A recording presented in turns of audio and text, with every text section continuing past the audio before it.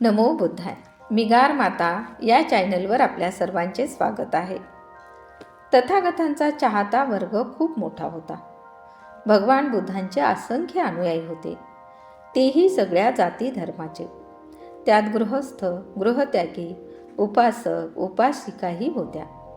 ह्यामुळे इतर धर्मगुरूंच्या शिष्यांची संख्या कमी व्हायला लागली. काही लोक तर ह्यामुळे तथागतांशी वाद करण्याकरिता येत असत, पण तथागतांशी वाद घालण्यात ते हारून जात असत किंवा माघार घेत असत, कारण त्यांना समजून येई की श्रमण गौतमाचा धम्म हा कल्याणकारी आहे आणि त्यामुळे ते तथागतांचे अनुयायी होत असत. असेच काही जैन तीर्थकांसोबत झाले. लोक त्यांना आदर किंवा उपहार देईनात. तेव्हा ते राजरस्त्यावर उभे राहून बोलू लागले, जर भगवान बुद्धांना श्रमण गौतमाला दान देऊन तुम्हाला पुण्य मिळत असेल तर आम्हालाही दान दिल्याने तुम्हाला पुण्य मिळेल, त्यामुळे आम्हालाही दान द्या. पण लोकांनी त्यांच्या बोलण्याकडे दुर्लक्ष केले. तेव्हा त्यांनी तथागतांबद्दल एक गुप्त कट रचला, त्यांच्या चारित्र्याबद्दल लोकांमध्ये गैरसमज पसरविण्याचा आणि तथागत व त्यांच्या संघाला बदनाम करण्याचा. त्यावेळी श्रावस्तीमध्ये चिंचा नावाची एक ब्राह्मण योगिनी राहत असे. तिचा देह, तिचे रूप आकर्षक होते. आपल्या अंगविक्षेपाने ती पुरुषांना आपल्याकडे आकर्षित करण्याचा प्रभाव पाडू शकत असे.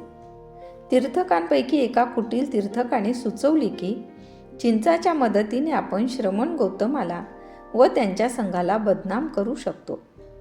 बाकीच्या तीर्थकांनी ह्या सूचनेस संमती दर्शवली. एका दिवशी चिंचा तीर्थकांच्या उद्यानात आली आणि अभिवादन करून त्यांच्या जवळ बसली, पण कुणीही तिच्याशी काहीच बोलले नाही. ह्यामुळे ती चकित होऊन बोलली, मी काय अपराध केला आहे? मी तुम्हाला अभिवादन केले, पण तुम्ही कोणी माझ्याशी बोलत पण नाहीत. तेव्हा तीर्थक म्हणाले, भगिनी, तुला माहीत नाही काय की आपल्या लोकप्रियतेमुळे श्रमण गौतम आम्हाला बाधक झाला आहे? तेव्हा ती म्हणते, नाही, मला माहीत नाही, पण ह्या बाबतीत मी काही करू शकेन का? तेव्हा तीर्थक म्हणतात, भगिनी, जर तुला आमचे भले करायचे असेल तर तू स्वतः गौतमाबद्दल काही अफवा उठव, जेणेकरून त्यांची लोकप्रियता नष्ट होईल.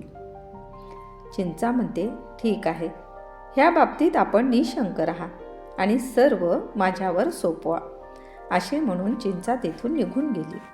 स्त्री सुलभ, आकर्षण कलेत आणि नैसर्गिक सौंदर्य विशेषात चिंचा कुशल होती. श्रावस्तीचे नागरिक जेतवनाहून प्रवचन ऐकून परत येत. त्यावेळी रक्तवस्त्र परिधान करून, सुगंध लिहून, हातात पुष्पमाला घेऊन चिंचा जेतवनाकडे जाण्यास निघे. जर कुणी तिला विचारले, तू कुठे निघालीस, तर त्यावर ती उत्तर दी, तुम्हाला काय करायचे? जेतवनाजवळील तीर्थकारामात रात्र घालून ती सकाळी शहराकडे परत येई. यावेळी बुद्धाच्या दर्शनासाठी नागरिक जेतवनाकडे जात असत.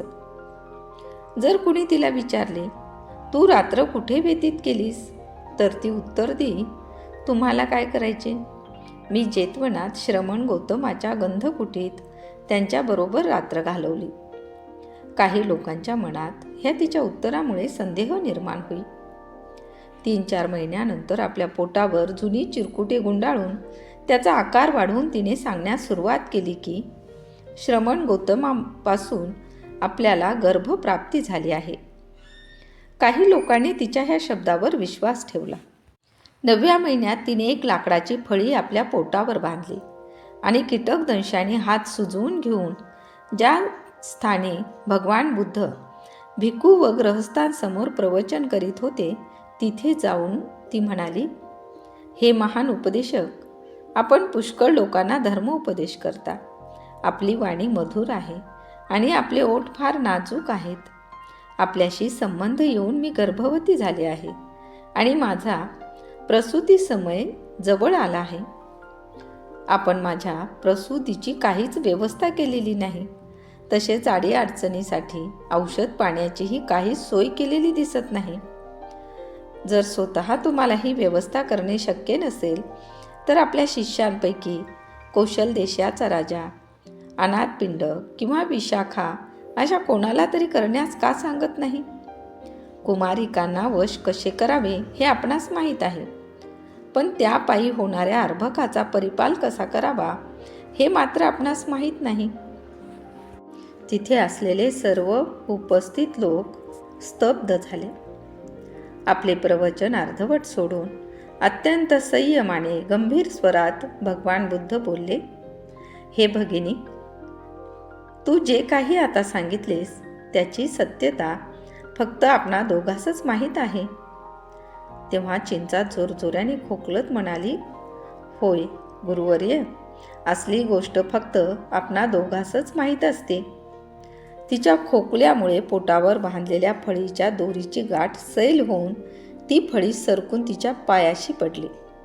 चिंचा ह्यामुळे अस्वस्थ झाली आणि तिथे असलेल्या लोकांनी तिला काठ्यांनी आणि दगडांनी मारून तिथून हाकलून दिले.